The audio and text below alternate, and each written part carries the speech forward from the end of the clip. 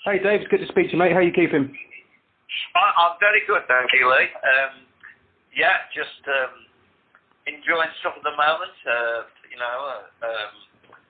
As we're all in lockdown, but we've got a hope now for us all for next year.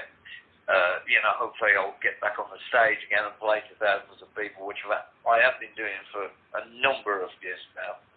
You're not a novice. You're not a novice these days, are you? Well, I mean, it's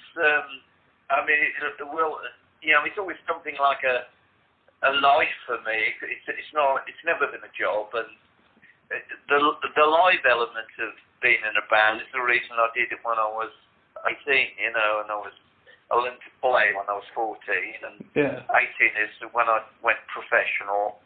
That took years after that until we found the combination of members that would turn out to be the success. No one can plan that, of course. It was just how a life can develop, I think I ran into some of the old school friends, Oh, yeah. and it's always interesting because I've never knocked around with a bunch of guys. I've always been slightly outside the box, a bit shy, strangely. That may sound strange there. But I was always up the corner of the playground when the other boys were, out there looking like Elvis Presley or Cliff Richard or something like that. But I was never part of that. So learning to play the guitar has actually drawn me into something which has turned out to be my life, really. And I think the joy of it is no one knows exactly what's going to happen. But if you, as my friend said, he said, we always knew you were a very driven person. I said, was I? He said, oh yeah, you seem to know what you want. And maybe that comes across that way, me not realising. But then again, it's probably a bit like this writing at the moment. I feel quite driven by it, and I've got better. Yeah, I've got better at it as well. I understand modern technology, and I want to go in a proper studio and do it. But actually, more and more I spent the time, I found that I've got a voice I didn't really, because most of my singing's been in the band with Nod, you see. Yeah, cool. So you've been singing loud and all that. But I've moved into a lower register, and obviously what I'm trying to do is, it's a sort of a black country boy from Wolverhampton writing songs of experiences of basically true things in a way, because those are the things I know. It's not like I'm trying to write Cornfield Illinois or Christmas again. I've already done that. But it's very interesting. I found it quite interesting to be in a bit of a bubble with it, So I can understand some musicians now who go into this kind of creative bubble. When I used to be in the studio with Nod and Jim and all them, we used to be working with Chas Chandler. Oh, he was produced. Yeah, well, he'd always have this theory, like, you don't work through the night, you do sensible hours, and you have the evening off. And it's a good philosophy. And when we had several songs, probably 2 or 3, we'd play them to Chas, we'd rehearse them and then play them to Chas. Yeah. And he then would book the studio. We never go in and do an album straight off. We'd go in, we'd probably spend a week getting the basic tracks down and working on 3 songs.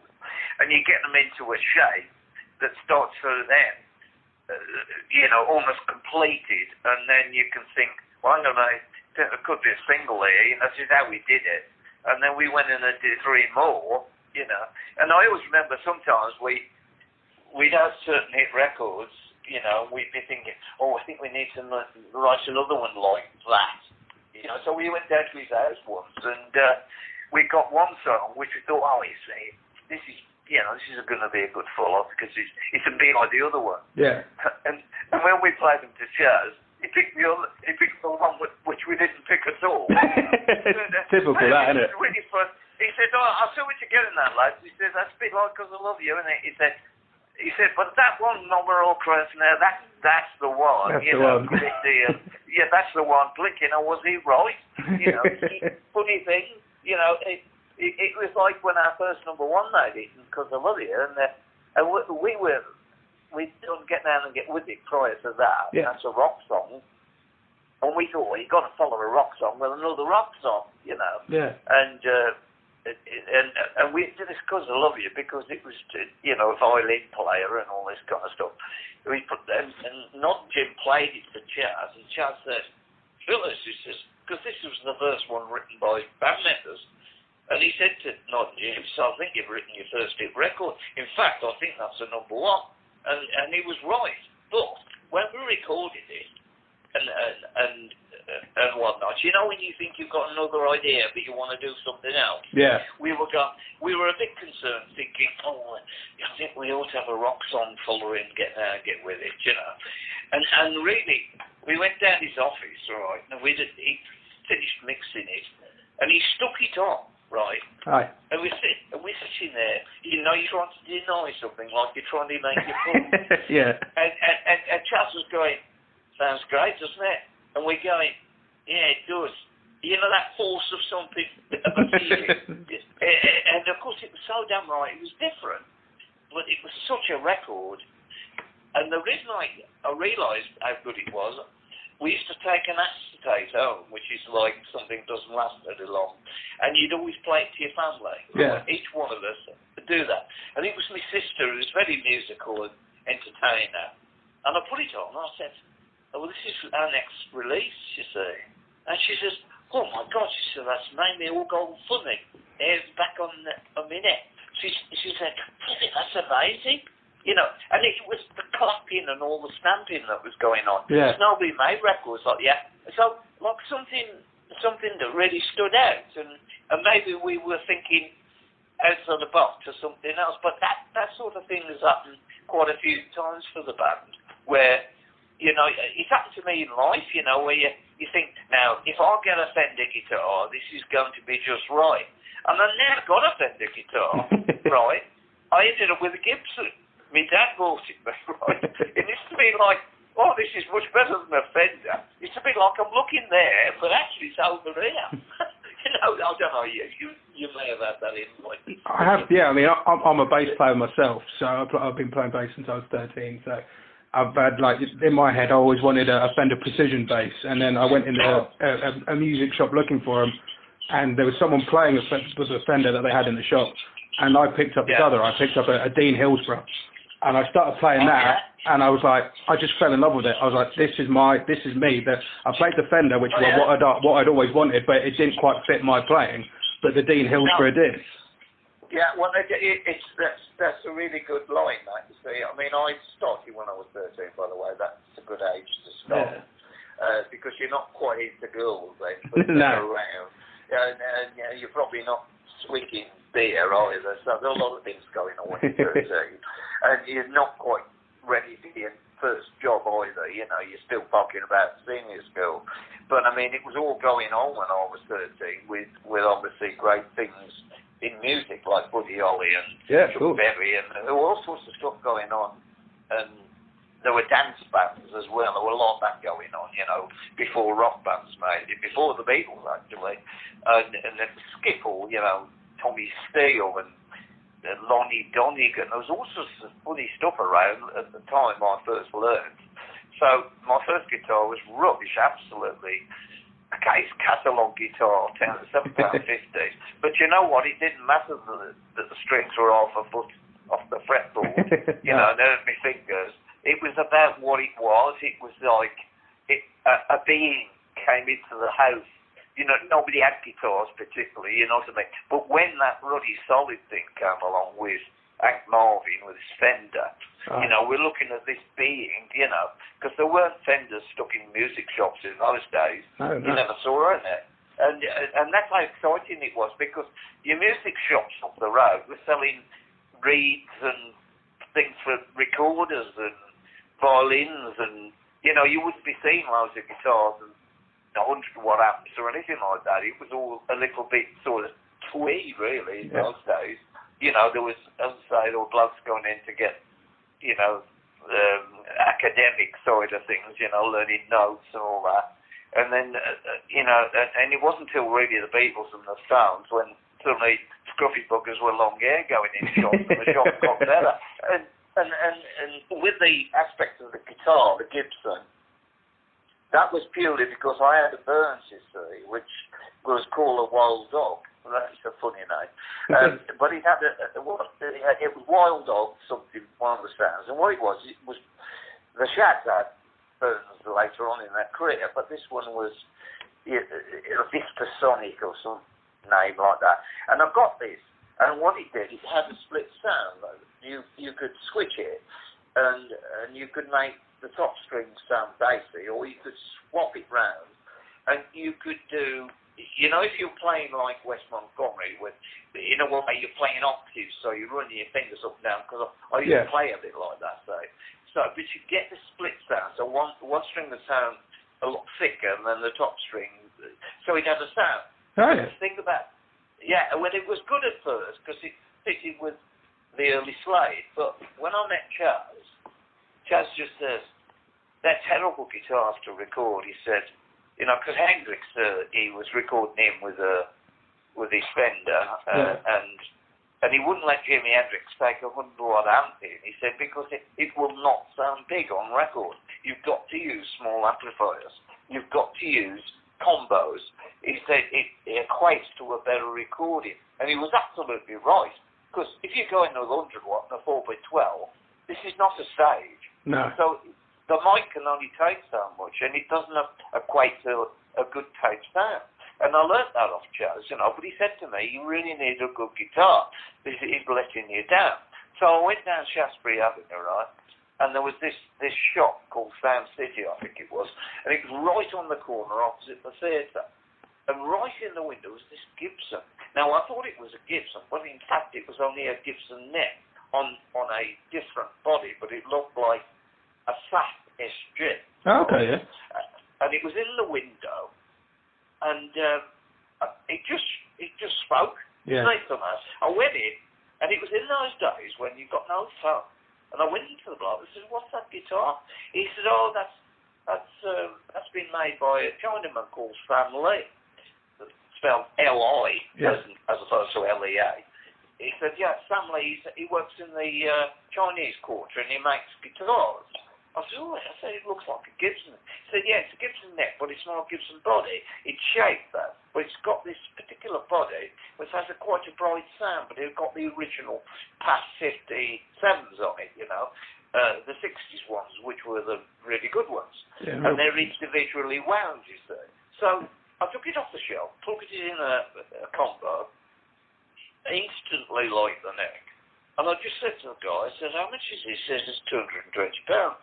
Well, £220 is probably 2 months' wages for a bloke. Yeah, I bet, yeah. And I went over there. I said, "I'll tell you what," I said, "I'm going to go back home on the train. I'm going to ask my dad for the money." And it was really just like that. Yeah. So I was probably 19 or something like that. So I got on the train, went back, and Dad, as I say, he just said, "Right, son," he said, "well, you're professional now, and, I said, "Well, Chaz, he's an important man, he knows all about guitar." He said, "Well, I'll get the money for you, see." So it was probably quite expensive for him. Yeah, but he gets it. He got in the car. In those days, you could drive to London, go into London, and park outside the shop. That'd be nice. And I couldn't believe it when I told him to hold on to the guitar that it was still there when I got back. Yeah. So it was just amazing. I said, "You still got it?" He said, "Yeah, we put it in the back room." He said, "We're going to give you a few days, and if you didn't turn up, we're going to put it back in the window." The funny thing was, it nearly did get sold. And the guy who was going to buy it before me was Susie Quattro's husband. Oh, yeah. Glenn, yeah. Because he said Len says to me, because Len ended up managing me in the later formation of Slade. Oh. He says, "That Gibson you got down?" He says, "I nearly bought that. I saw it in the window." Well, there you go. There you go. I think in terms of what I'm getting across here is that I was looking for a Fender. I didn't have a Fender. I had a Burns, because there was a poor man's Fender, probably. and we didn't have much money in those days, even though we're always living with mom and dad, But when I got that Gibson, fondly, it ended up on all the major songs of Slade, the Christmas song, the Noise, and all those. and you can really hear the cut of the guitar, because my manager had a way of recording guitar, and there was a particular thing he had about the way I played, you see, because he said you play different chords in rock and roll. So a lot of people use majors, but we often, if you listen to our songs, you'll hear majors and minors, even in the rock ones. It's like an interplay of tension in the tracks, right? Like Come and Feel the Noise, it's a major and minor track. But you also have things like the bass player and the guitarist probably play the bass line together. You know, it's just peculiar how Chuck Berry plays these rhythms, you know, with the bar chords and all that. And that structure of playing was very much rock and roll at the time, of how I was kind of driven in my playing and how it made people move. Yes. And I can hear it in if you listen to the Come and Feel the Hits or the Crackers album, you can hear that guitar. And I sort of, although I had many guitars since, they've usually been Gibsons, but I do have a Fender now and a Telecaster. But somebody gave it to me, so I did that. You got one for free in the end, anyway. Yeah, well, that's right. And I've had a guitar made by John Diggins in the Midlands. He used to work for John Birch, who made a lot of guitars for Tony Iommi and people like that. Yeah, I have the name. John Birch guitars. Well, JD, John Diggins, he made Mark King's bass. It was a special bass, and he made it. But he's made me a guitar, which is based on the one that looks like Dad's guitar, but I call the original Gibson Dad's guitar, and that's become the name of it now, because my dad ain't alive, but it's a memory, you see. Like it's nice, but he hasn't lost it. Anyway, I suppose you want to talk about what we want to talk about, Dave. Well, we'll talk about what you like, Dave. It's just good to talk to you, mate. Okay. But yeah, like you said, you mentioned Crackers there. Obviously, Slade are obviously synonymous there with Christmas. So what made you do a Christmas compilation now? Well, if you're talking about Crackers, that was done quite a few years ago. What happened was, you'll note on Crackers' album, there's My Oh My and Run Run Away, and those were hits, right? Yeah. What was happening was, because of our return success after the Reading Festival, we had a song called We'll Bring the House Down. It's one of my favourites. And then, and that really, the sound of that record is very much live. We did it in a Command Studio, I think it was Portland, and it was studio, and we did it because they had this big room and we could stack the drums up and play. It had a live feel to it. And the reason we did We'll Bring the House Down is the impact of Reading Festival affected us. It made us suddenly become like valid again, like people were suddenly going, wow, this is what we bought when we were at school. Yeah. And I mean, prior to Reading, I was struggling a bit financially and thinking that I might have to leave the band to do something else to keep going. And my manager was still chest pounder, and he said, well, whatever you do, he says, do Reading Festival. So we do Reading Festival, and of course the rest is history after that, because it's like, I did leave the band, and I've never left the band to this day, but I mean, that was obviously, that's what I do. But after that, then of course it led to My Oh My, and RCA signed us, and we had further success. And then we had a phone call from Telstar. I think they were a company that released hits and things, right? And they said, oh, My Oh My, he said, yes, we could do a deal here. He said, why don't you record a party album for Christmas? Because everybody thinks of you at Christmas. So the reason if you look at the tracks on that, there's Old Lang Syne, right? Obviously we didn't write that. No. And there's Let's Dance by Chris Montez. There's Feed the World.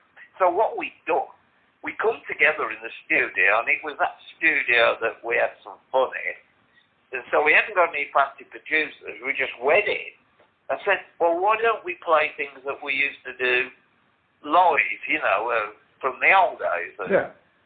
Even we used to do Okey Cokey for all that. I know that's a joke. And because we always had a party thing about us, we've always been. Yeah, we've always been filthy. Yeah, although a serious group, we have a very strong party spirit in the group, you know. We've always been entertainers, but although very serious about our songs, I mean, they may sound simple songs, but actually simple songs were the hardest ones to write, you know, because melody and 3.5-minute songs are where we're coming from in the days of the Beatles. Like they make it all work with you 2 minutes, you know, you're not going to get bored.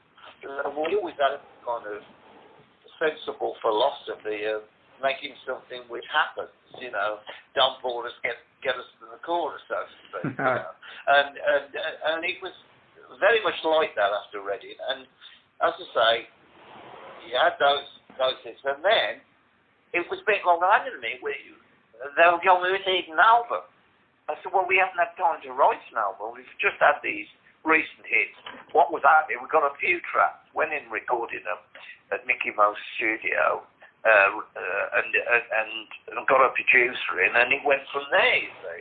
We didn't know how big those songs were going to be, so we were suddenly going, hang on a minute, because we hadn't stopped playing live, you see, so we were still working, and John and Jim probably hadn't really had time to get together to actually write for an album, so it was a bit, well, why don't we think of putting together what we consider to be a fun thing and give it a live atmosphere. So all those tracks on that Crackers was very, very quickly, I reckon it probably a week or 2 weeks, and we have the thing finished.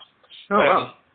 And, you know, we you know, the company took us on, give us some money to make the album, you see. But because we didn't have to go through the motions of knowing whether the song would work, one or two of the songs are already hits anyway, so we redid Noise, I think, to remember.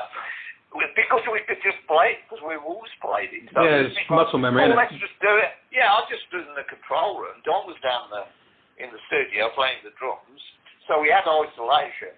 But I just stood in the studio and just wanged the chords out to Noise. Don plays it because he knows it like the back of his hand. Hi. And he said, like, you're going to have 2 or 3 takes. One take and it's there. It's a bit sort of like, oh, it's happening. Right, let's have a dub it. And all the tracks on there, obviously we had to learn Feed the World. Let's Dance, we used to do that years ago anyway.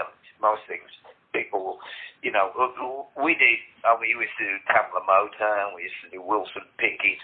We used to do a lot of soul stuff. Land of a Thousand Dances. And everybody did. Yeah, so bands of your era did, didn't they? A lot of bands of your era did, like Motown and everything. All bands played other people's material, whether you were Black Sabbath or Jeff Lynne, who was a writer, and he was in a band called The Idol Race before he allowed. We knew him. We covered one of his songs once in our first album. Oh, wow. Jeff Rose.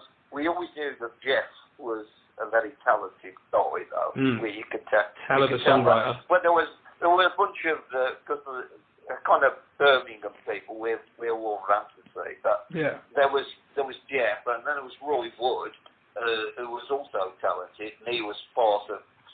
There's several people that were kicking about and ended up in bands. Sometimes they went from one band to another.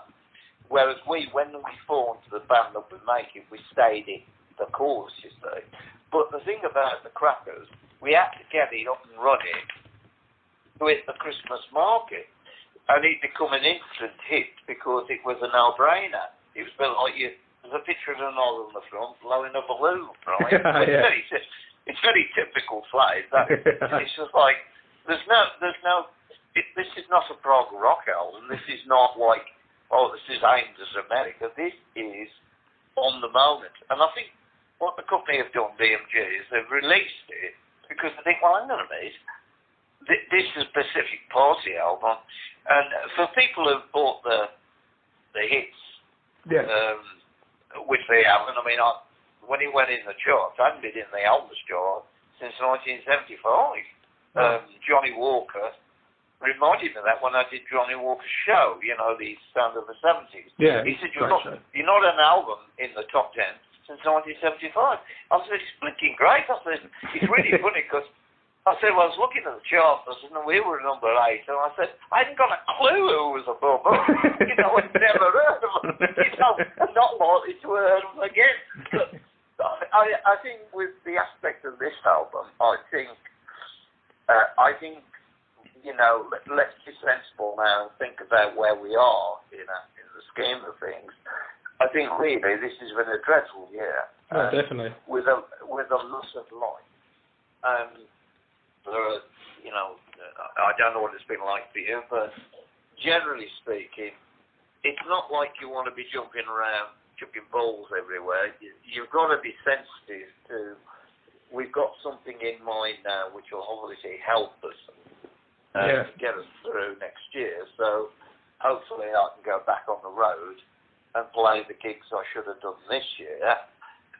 But sensitively speaking, I think a peaceful Christmas is the most we can expect, I think. But if this sort of album can help, I think, for people to play something in the house, in amongst their bubble or family, then it can only do a bit of good. I mean, it's a bit of a laugh. I know that the old sign that's on it was used when they did the lights in London down the Thames way, because the audience were singing it, and they were singing our version. They didn't probably realise it was us, but it's off that album. That's amazing. You know, the thing is, it's a no-brainer album. Stick it on, love it or hate it. You know, it's what it is. You know. I think it's that thing, isn't it? Like you say, and obviously this year has been a hell of a year for everyone. And to put on a good, feel-good rock album like that, especially around that time when everyone's trying to lift the spirits, that's exactly what it's going to do, and it's exactly what people need. I was watching Breakfast this morning, BBC Breakfast, and the Mary Poppins actors, you know, the ones in the show, which obviously is in the West End, they can't perform, they decided to dress up and go around people's houses. And they're singing out there, and they're bloody great, and all they're singing away there. I mean, the one looks like Mary Poppins, you know, looks like Julie Andrews. And they're really great, because what they're doing is probably how I feel, you know. It's not about money, it's about the fact that they want to perform. I'm a performer. I mean, I love recording. I've really enjoyed writing. I've found a voice for myself. I've enjoyed that, and I like the bubble I'm in. But when I get on the stage, I become that person, you know. Yeah. It's a moment. It's what I've always known. And I've been playing since I've been 13. I'm 74 now. And I haven't lost it because I know exactly how it is. And yes, I can step outside the box and play other instruments. I play piano. I play classical guitar. I can do lots of different things. People don't know me for that. But I've had an opportunity to develop that. I play the bass. In fact, I can play all the instruments, because obviously you're not in a situation where you bring a drummer in your house. No, of course. You know, not that I want a large bum tick going on. I use the loops off Logic to get the ideas, because really it's about getting the song down. But I you know, I've had several guitars hanging on the wall, gathering dust. I've cleaned them all up, had the actions done, and I've used pretty well most of them. Because I think, well, you know, when you're working on a song, you want a bit of colour. You want to put it in there, yeah. Yeah, and sort of, I've got better.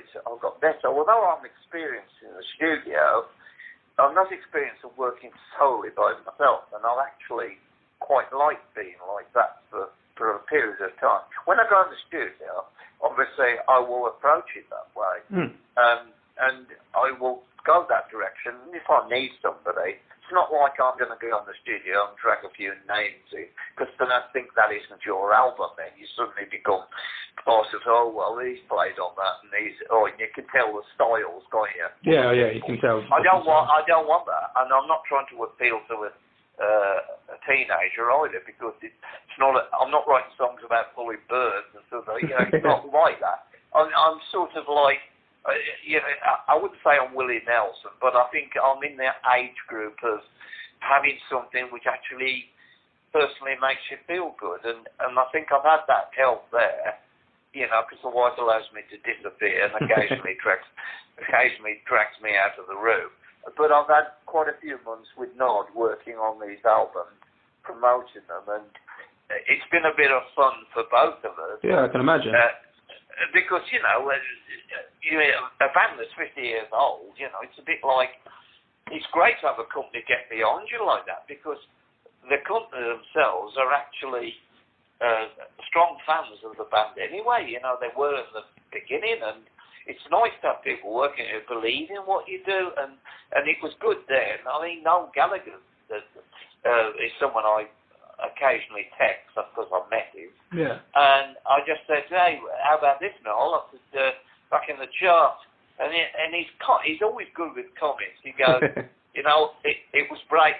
It was great then. It's still great now. In other words, you don't keep a good band down. No, you don't. I know he really loves us anyway, but he comes out with very strong comments which make a lot of sense to me. In fact, he did a nice thing from the book when I wrote my life story, and I just asked him, I said, would you like to write what it was like for you and Liam watching television?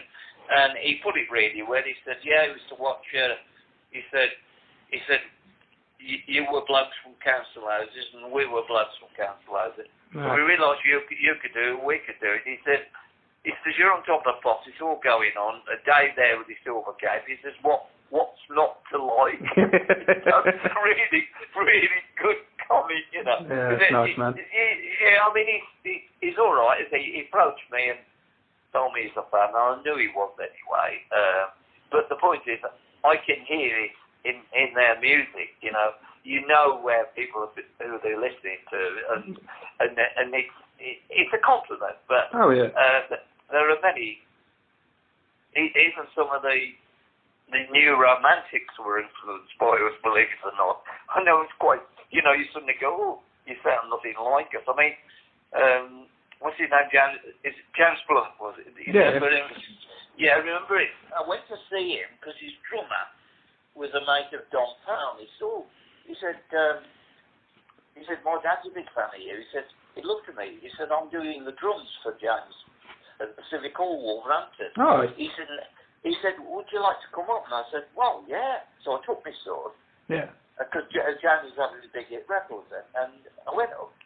And he says, he doesn't want you to know, but there's a little treat in store, he said, when we do the show. And I thought, oh my God, he ain't doing Christmas. There was a bit of a joke. And what happened was, he's playing his stuff, Yeah. And suddenly, he starts doing 'Cause I Love You on the piano. Oh, nice. And to be honest with you, that was the most fun, because all the bands started stomping on the floor, Yeah. like for the gong, gong, gong, gong. That must be brilliant. And obviously, I was sitting there in the audience, the guy, he's playing your song.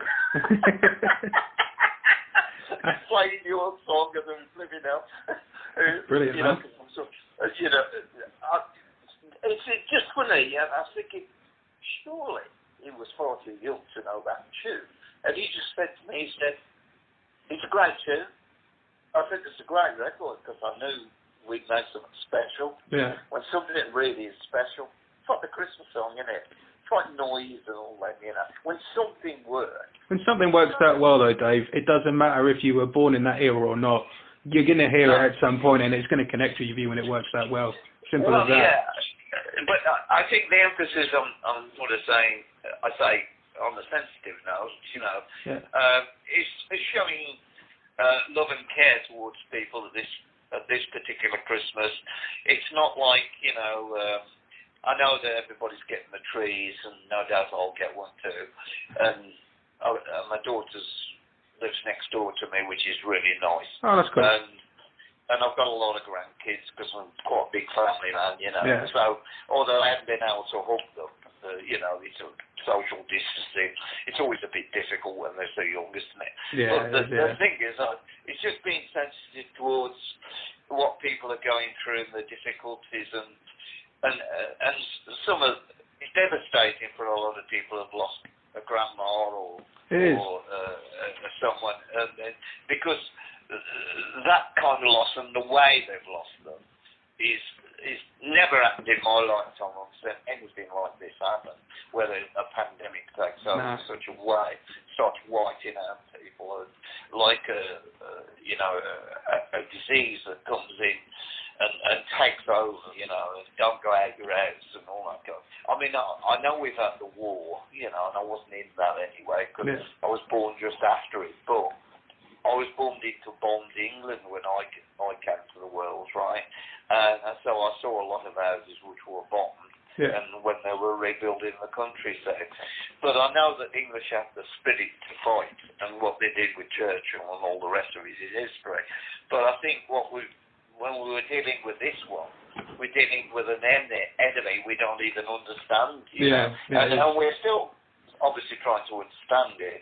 But I think the general sort of getting used to, and it's another lot of people are not here now and things like that. It's a mess really, and I just think in terms of trying to think about everybody's having a tough time, no matter what position you're in, financially or not. It's a general thing, and I just hope that maybe the conversation I'm having with you now is listened to by some, or the aspect of something that maybe will bring a bit of fun into the home, which won't be risky. Yeah. It will be something you can just. I know that be in the nostalgia. Moment.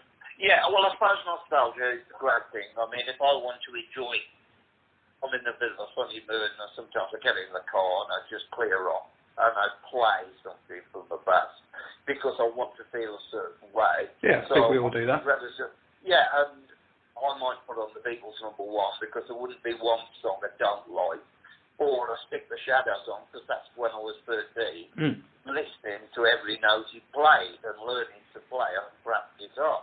But I eventually got a better guitar, and obviously I developed. And I think the thing about playing, you know this yourself, you have to have a passion and love towards something. Definitely. that and it isn't like you pick it up a guitar because it's a chore. I mean, a lot of guitar players have a love affair with guitars, and they're always after another one. Now, I know that really that's a bit of a lost cause because probably the one you've already got, one or two, is enough anyway. Oh, yeah. Often not. It's a bit sort of like, well, it's not broke, It's nice to get textures, and I think I've learned a bit more about that. I understand how Chaz used to record my guitar and how things were done in those days.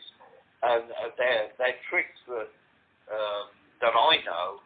So when I go in with a young guy, right, who knows how to work Pro Tools, but I use Logic, see. But I can understand how things are done, cut and paste. But I do understand that records that we made were never cut and paste. They were.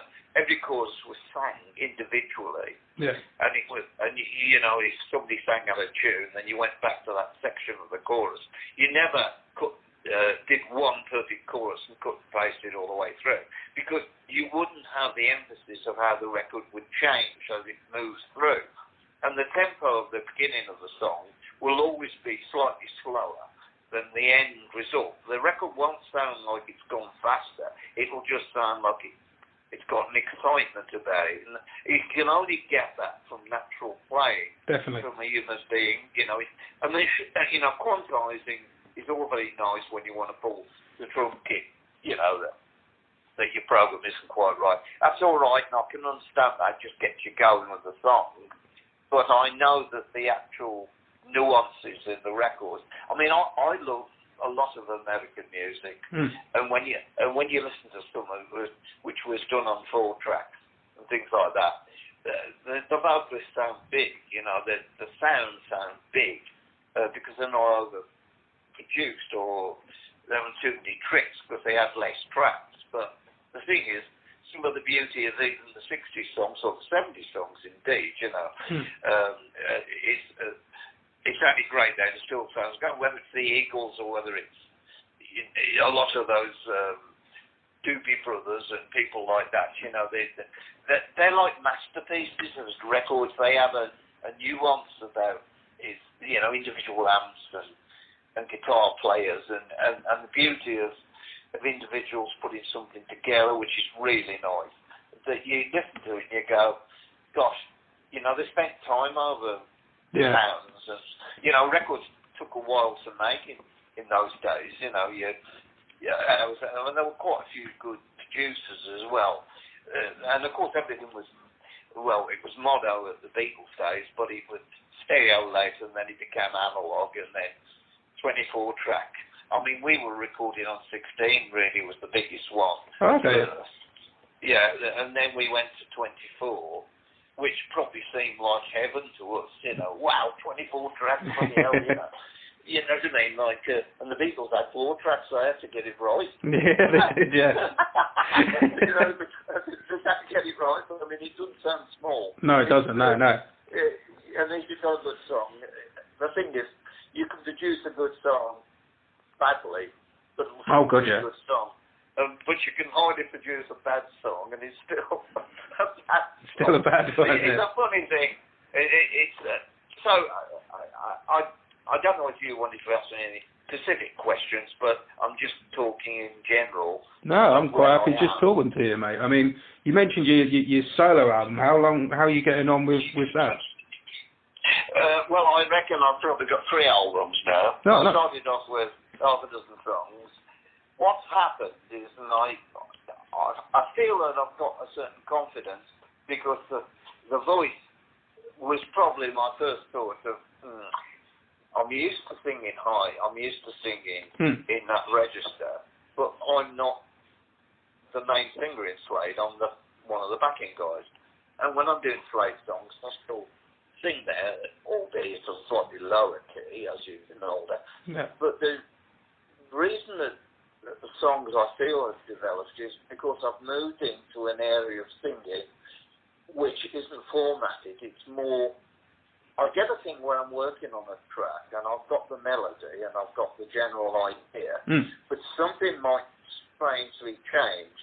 Sometimes it's when I'm playing the bass, actually, because I was reasonably good at playing bass when I used to play bass in Slade when Jim Lee played the violin. Yeah. So I used to play the bass. So I always had a feel towards it. I don't play like Jim because he bends his notes. Oh, he bends the hell out of the strings, yeah. Well, he's like Jimi Hendrix on bass. He is, yeah. I mean, that's why I chose him, because he was extraordinary. Hell of a bass player. It was like he's either flying off the light bulb or he's a bloody genius. Well, I think he's more of a genius than anything, but he doesn't. Then I do like Fleetwood Mac, but I like McVie, I like people playing the groove. You know, people, because there's a beauty in bass that holds the track down. But some of the bass players I really like are the Tamla Motown ones. Oh man, some of those you can't get finer. Oh, blimey, some of the you go, oh, that sounds interesting. He went there. You would have thought he'd have gone there, but no, he didn't do that. And then you get McCartney. I mean, when you start listening to some of the things Paul did, gotcha. You know, even when he did, you know, something for George Harrison song, you know, you listen, you go, the bass player, it isn't, okay, the bass and the drums, they've got to have, the root of the rhythm section is mainly what the bass is playing with the drums to actually have the substance underneath what gets added. And I learned, I think it's Rick Rubin that said this, but he said what I tend to do is that you've got the song and you get a basic version to have the person singing the song, and with what he does, he puts a simple bass on it.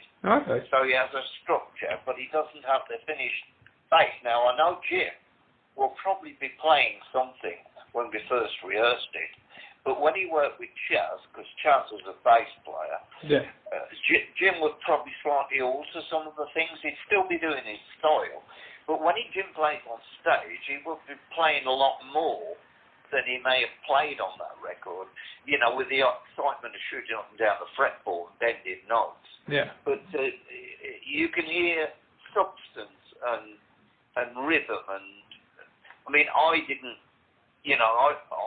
play guitar like Widdly Wee and all that sort of stuff going on, because it would have been a nightmare having a bass player play something like fast. No, yeah. And then you become. So I was always good with my melodies and good with how I powered the chords, and the sounds of the chords, how they cut through, or the rhythm style I'd got. And Chaz was very much behind me in being original, you know, not copying anybody, but he said, you understand how to play. Yeah, you know how to play your instruments. Yeah, so I don't have to think, it's not like it's I learnt it from a video or I learnt it from anything like that. I learnt it from experience of playing.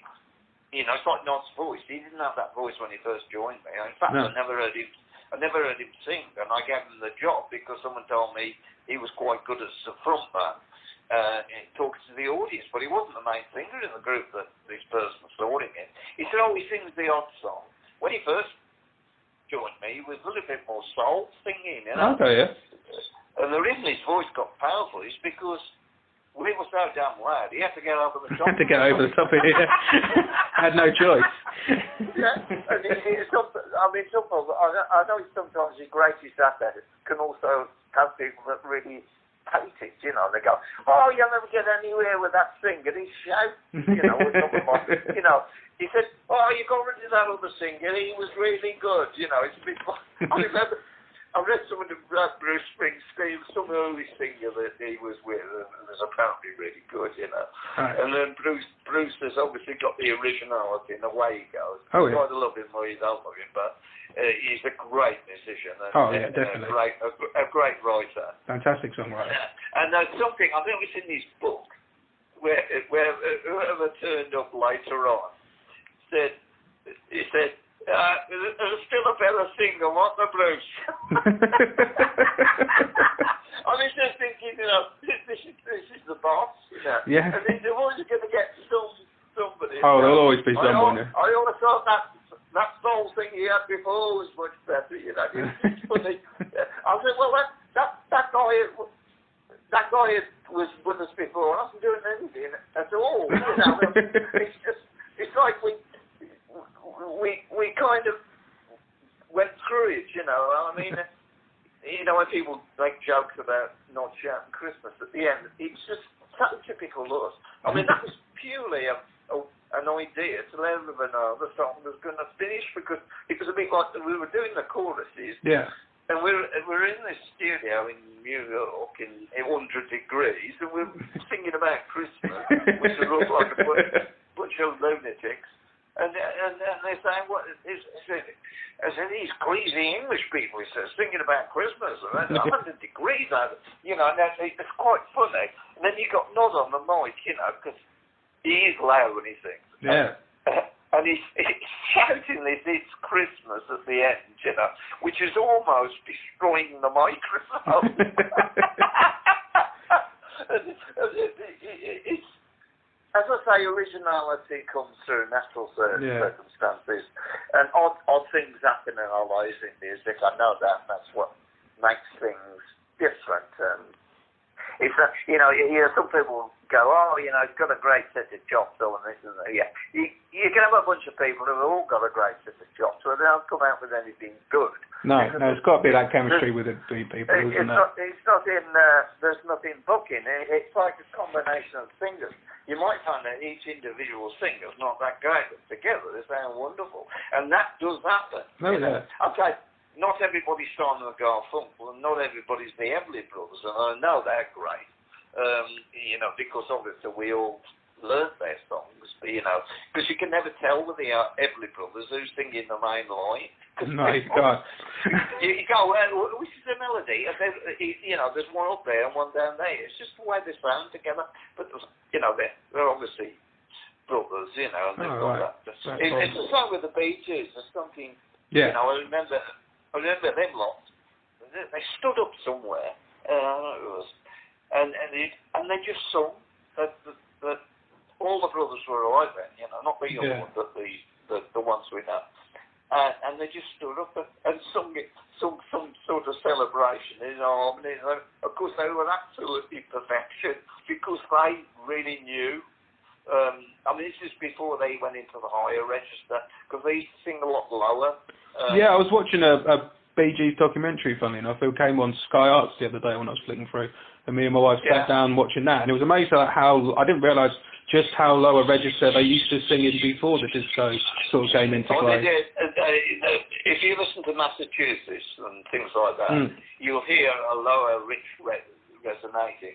But all that kind of high stuff happened, according to what I heard, was it happened by accident in the stereo that Barry went, obviously, in falsetto, singing something, and then the others joined in, and magic was created. I think they went through a phase where they were trying to adjust to a newer market, and the disco thing was going on, and the Bee Gees were known for the previous stuff, but what happened in the end is they end up on Saturday Night Fever and all that kind of stuff, and they've got this rhythm section, but they're singing much higher, nothing like the previous, so they reinvented themselves. In a way, they actually sort of set them into a completely mega selling market at that time.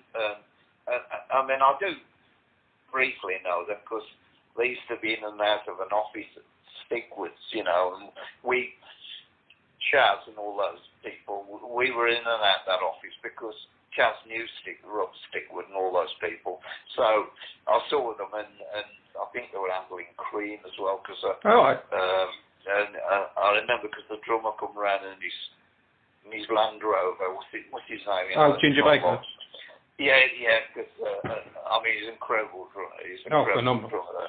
Well, when the first time I met Ginger Baker, right, we were quite young, we were playing Will and All Baths, which is a bath, and then they bring a floor across, and then it's a dance floor, right? And they turned up Cream, because we knew Eric, but we didn't really know Ginger. Yeah. And so Jack Wilson did, and then he sets his drum kit up, and this is the smallest dressing room in the world, and it's an absolutely massive drum kit, And I think it was really funny because he set it up and he would not shift it, right? No. And I mean, okay, they were the main band, we were the support band. We were going to tell Ginger Baker to move his drum kit, but it was a bit like his drum kit. He started playing. I mean, he's an amazing drummer. Oh, right. And I made a slight mistake. I opened my case, right, and I think the Burns guitar was in there, and unfortunately it was a Shadows record in there. And I don't want to actually say, I think he said it, but I think he said, Ellie's pouncing up there, this is... So what's funny, he said, and I'm sure he said, no respectable blues player. I'm sure he said that. That wouldn't surprise me. Yeah, there was no respectable blues. Well, I was a blues player, anyway. I love the Shadows. But I do remember he said something. I don't want to quote totally that's the truth. But I do remember him saying something about the Shadows record in my, you got your guitar case in the room, and it was the Shadows record. That might look funny to Eric because I can see his point,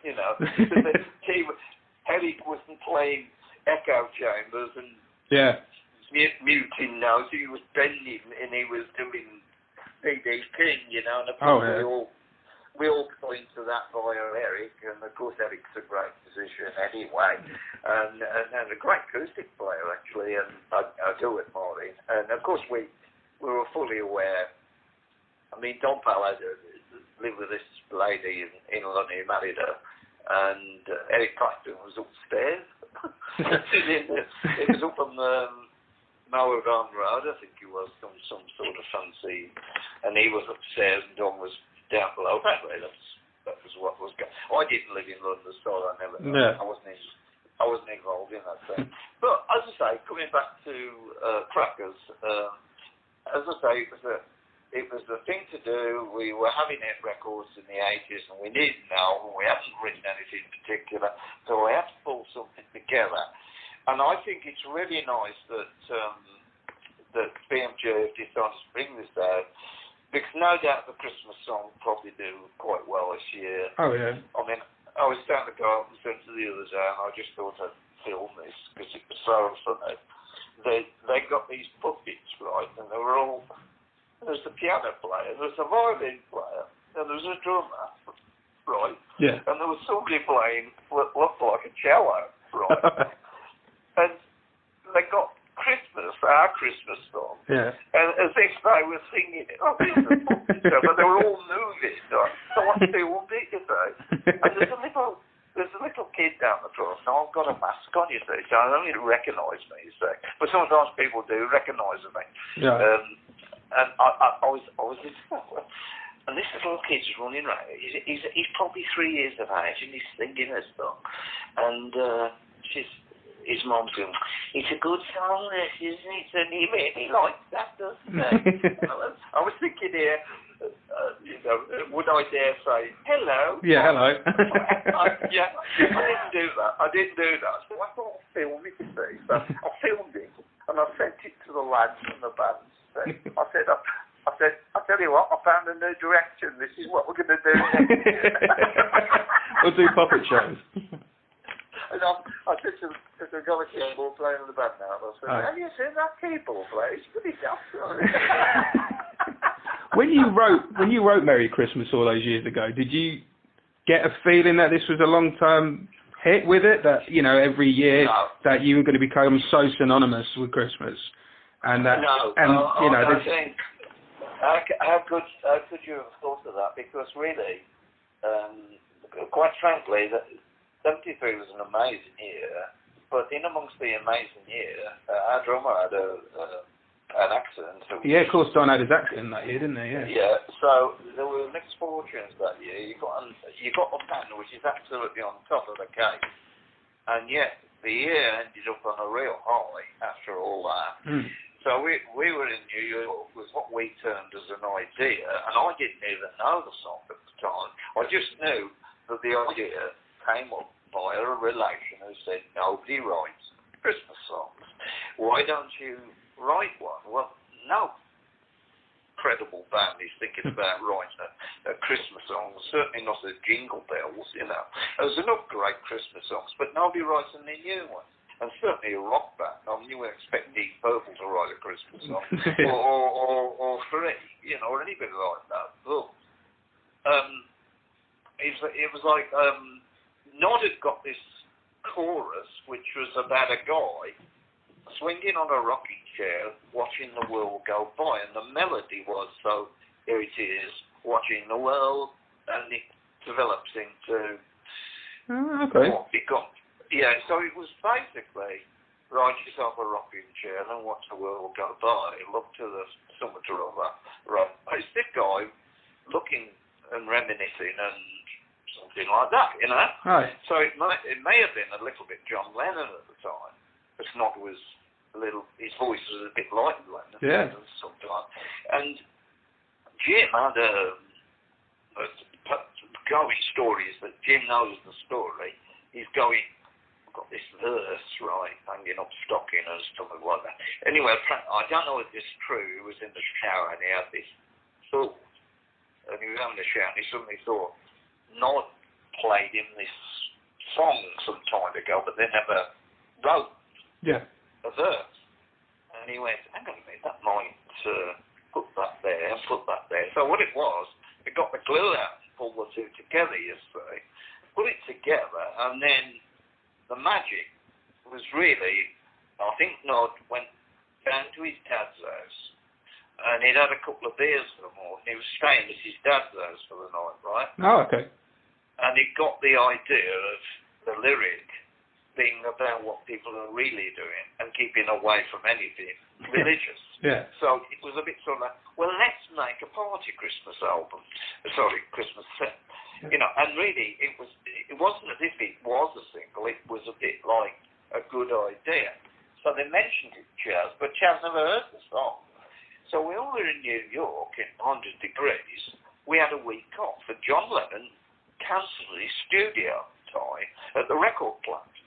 Chaz knew the record plant and the engineers, and he said, why don't we go in while we've got this free time doing nothing, rather than being bored, let's get Don in there playing the drums.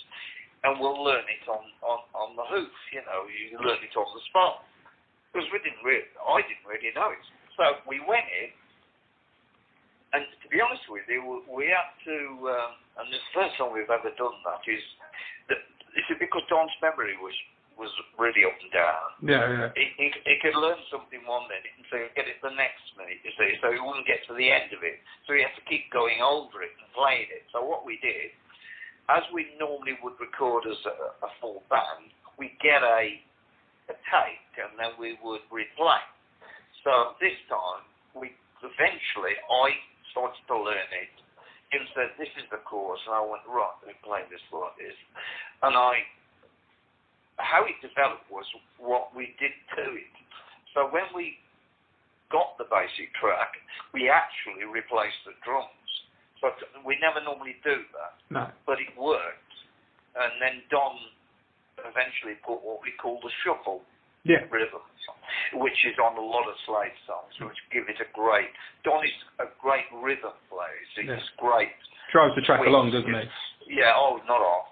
And Chad said, well, I think we should put the shuffle on this, and it was a bit like, oh no, we've put that on all our, we should. Now, and Chad said, no, I think it might really work well. And when I went in the studio, all those big chords and all that happened in the studio with an amp I've never used before. I've got my dad's guitar with me, you know what I call my dad's guitar. Yeah. And I plugged it in, and it was, I don't know, it was a PV or something. I can't remember what it was. It might have been a Fender. It was the studio thing.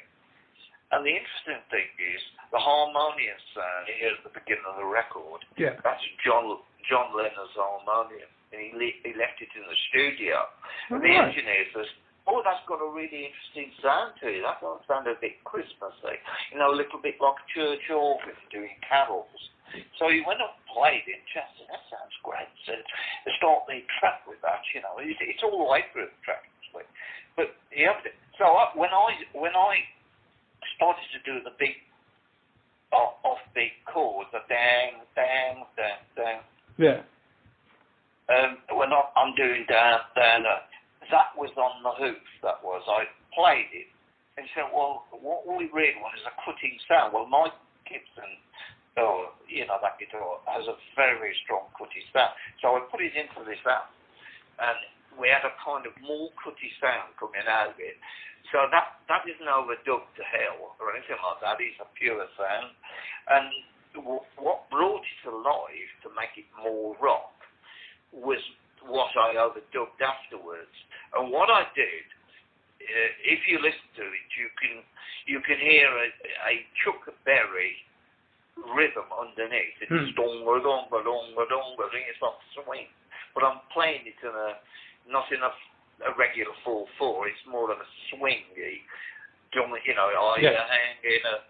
It's almost jazz. Hanging up the down.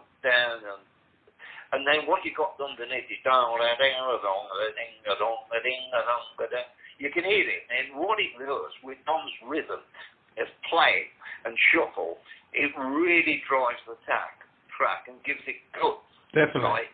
So it's a bit like, in comes the guitar player, he's turned his amp up and he's wanging it all the way through.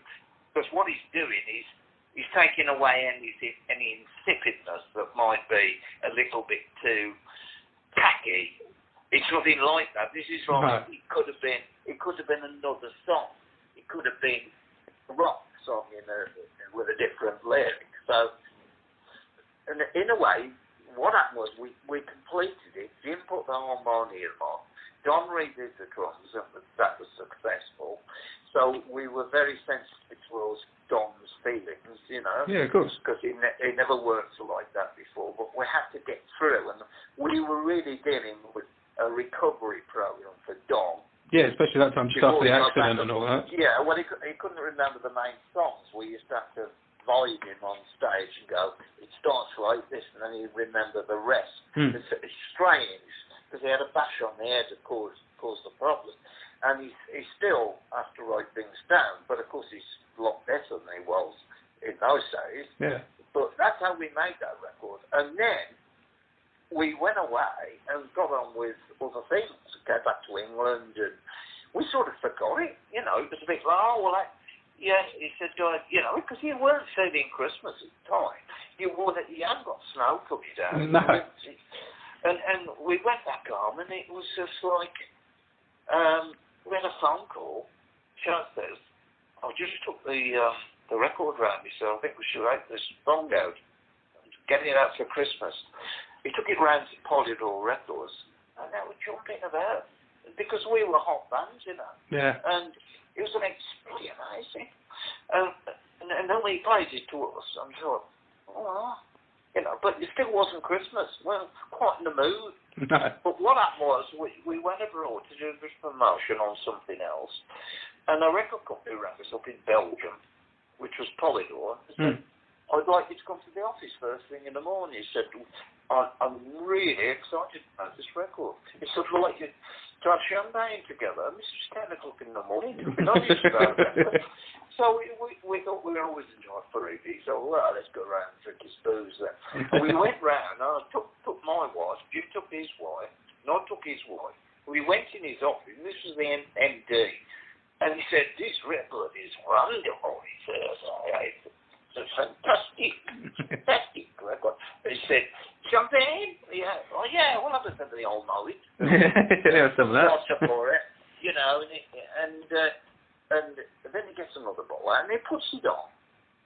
And we're going, yeah, that's well, you heard it properly, yeah. That's a good mix on that. More champagne? Yeah. Oh, dear. Bit by I'm getting smashed. And it was like, and what was happening was, we're all going, you know, a bit sort of like, yeah, that sounds really great, doesn't it? Yeah, I mean, that sounds what, you know, it put us in the mood of the influence of the party spirit alcohol, if you know what I mean. And obviously because we haven't had a full day's food, we'd only had a breakfast. It was like, and then of course then Chaz said, Radio 1's going bananas, we've got to get you on top of the pops. This is going to be an absolute flyer. Right, okay. So I'll go back to Solihull where I'm living, right? Yeah. And I get a phone call from Chaz Jam, and this is when I know it's really going to happen. And he says, oh, you sitting down, man? And I went, what do you mean? He says, I could tell you what? He says, this record is just shipped 250,000 copies in one day. He said, and I think we might have to import records from Germany to keep up the demand. Wow, that's crazy. And I think, in all honesty, although this is a much more dreadful time, there was a bad time going on with strikes in 73 towards the end of the year, and the word was that song lifted a nation. And because everybody could relate to it, because it wasn't Jingle Bells and it wasn't corny, it was a rock band saying, it's Christmas, to hell with it, let's get the family around, get the granny twisting, the lyrics, you know. A real Christmas, aren't they? Yeah, so in short, it was a bit of a miracle. I mean, more so of a miracle, the fact that it happened at the time, and then it was still number 1 2 weeks into January, and the following year it was back in. No one would think you'd be talking about this record nearly 50 years on. No one would ever have imagined that people weren't born at that time, and they've had children now, and they're singing it. So I guess really when I walk down the road and somebody says to his kid, see him over there, he said, you know, you don't know he is, but he's the man on that Christmas record. And the kid goes, oh, he's on that Christmas record, you know, because I mean, you're not on top of the pops, are you? No. And it's a bit like, what can I say? There's one thing absolutely for sure about this record. It might overcolour some of our greatest records at times, but there's one thing for sure that it does, and absolutely true to say, you will not forget the name of this band. No. Because it will carry on long.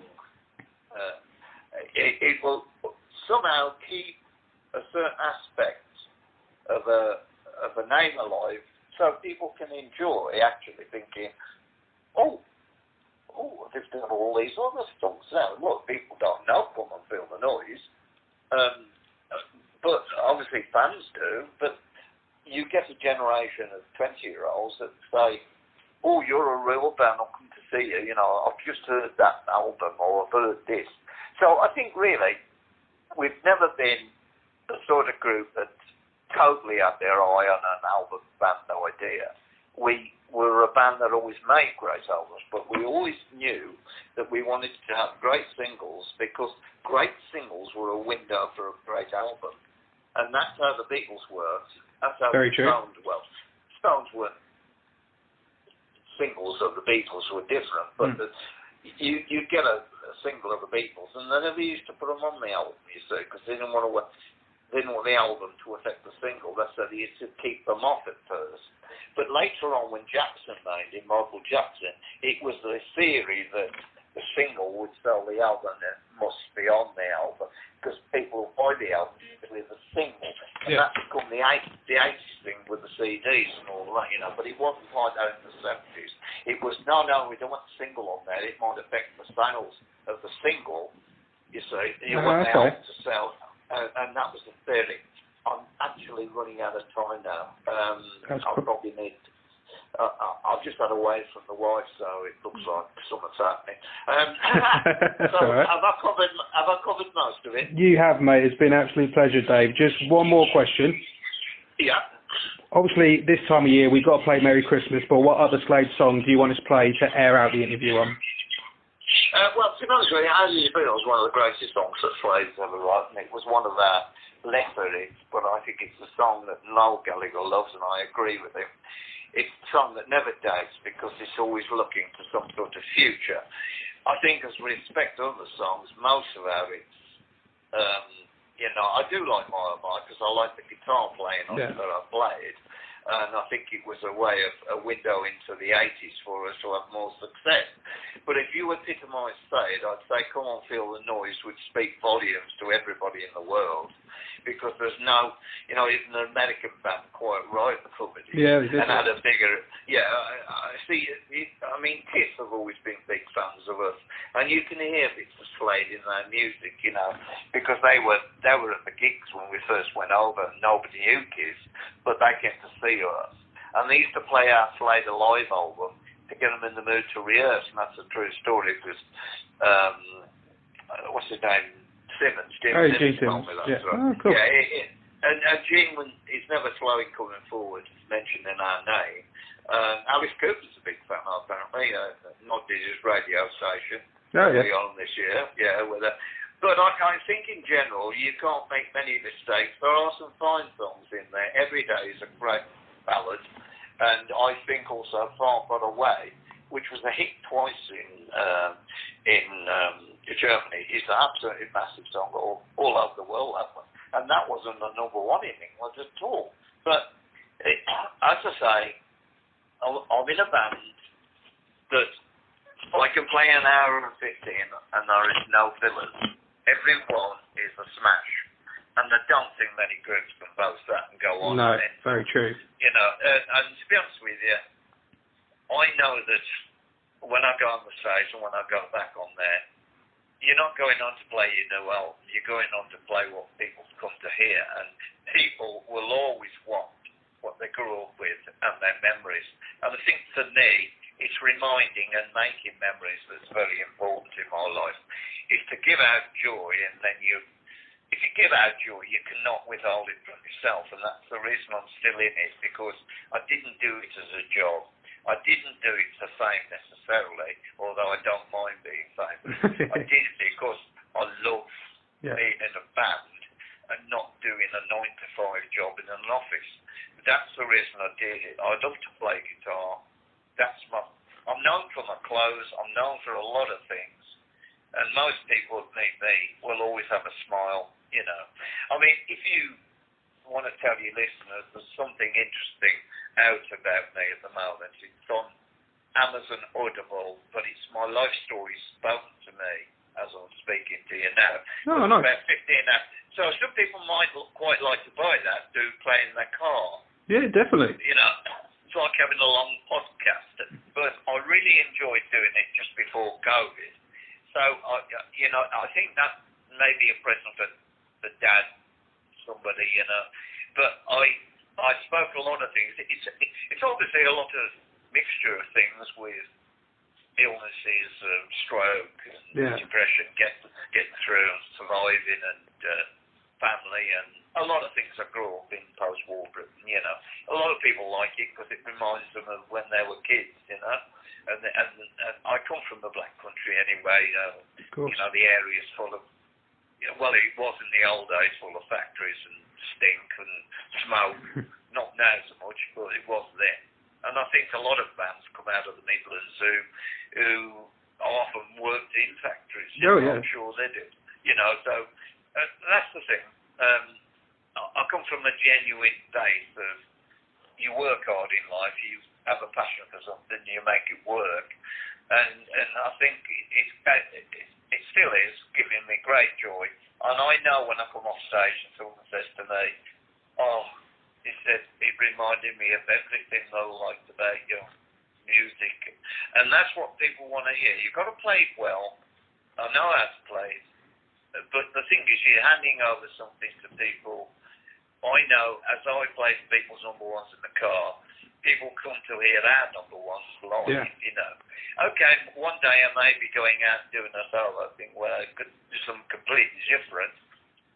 And I think that might be quite nice for me to have now as a reflection of where you've been. I'm not trying to write "Come and Feel the Noise," but it's going to have some beat in there. But amongst it, it's going to be maybe not what you're expecting, but you'll always know it's the bloke. Because you can't take away your greatest assets in the sense of the way you play. No, cool. Because that's what made the records great. And everybody on those records contributes what became the final thing. And I think that's the beauty of it, isn't it?